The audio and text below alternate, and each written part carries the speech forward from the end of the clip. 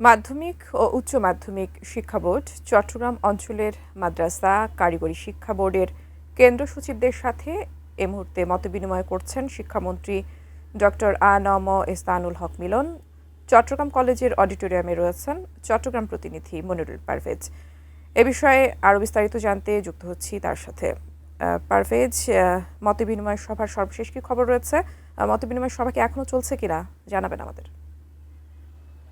আচ্ছা, আপনি জানেন এই যে নকলের বিরুদ্ধে যিনি প্রথম আওয়াজ তুলেছিলেন সেই শিক্ষামন্ত্রী এখন চট্টগ্রামে এসেছেন এবং উনি চট্টগ্রাম শিক্ষা বোর্ডের শুধু মাধ্যমিক উচ্চশিক্ষা বোর্ড নয়, এখানে মাদ্রাসা শিক্ষা বোর্ড, কারিগরি শিক্ষা বোর্ড, এখানকার যারা কেন্দ্র সচিব রয়েছেন সবার সাথে উনি মত বিনিময় করছেন। আর আপনি দেখছেন যে এইখানে চট্টগ্রাম শিক্ষা বোর্ড সহ অন্যান্য শিক্ষা বোর্ডের চেয়ারম্যান রয়েছেন, আর যেটা বলছি যারা দায়িত্বপ্রাপ্ত কর্মকর্তা রয়েছেন তারা সবাই কিন্তু আছেন। আর যেটি বলছি যে ওনার মাধ্যমে প্রথম যে আন্দোলন শুরু হয়, যে নকলের বিরুদ্ধে যে আন্দোলন, সেটা কিন্তু এই এহসানুল হক মিলনের ঘোষণার মাধ্যমে কিন্তু শুরু হয়েছিল।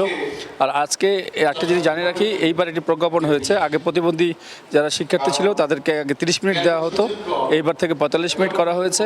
অর্থাৎ কিছু পরিবর্তন আনা হয়েছে, সেগুলো আপনার মাধ্যমে দর্শকদের জানিয়ে চাই। সামনে যে পরীক্ষাটি রয়েছে 2 তারিখ থেকে শুরু হবে, এইচএসসি, সেখানে এই প্রতিবন্ধী শিক্ষার্থীদের জন্য 45 মিনিট করা হয়েছে। এটি এই শিক্ষা যে মন্ত্রী ওনার মাধ্যমে, অর্থাৎ উনি এই প্রজ্ঞাপনটি জারি করেছেন।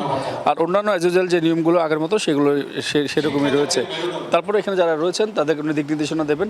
আর কিছুক্ষণ আগে অবশ্য এই অনুষ্ঠানটি শুরু হয়েছে, তো আমরা যতটুকু জানতে পেরেছি তার মধ্যে ব্যতিক্রম ছিল শুধু আমার কাছে যে তথ্য, যে প্রতিবন্ধীদের জন্য যে 30 মিনিটের জায়গায় 45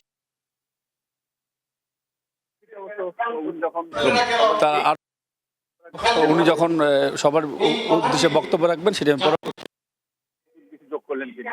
আপাতত এই যে মত বিনিময় নিয়ে আমার কাছে চট্টগ্রাম শিক্ষা বোর্ডের যে অডিটোরিয়াম থেকে এখান থেকে এতটুকু।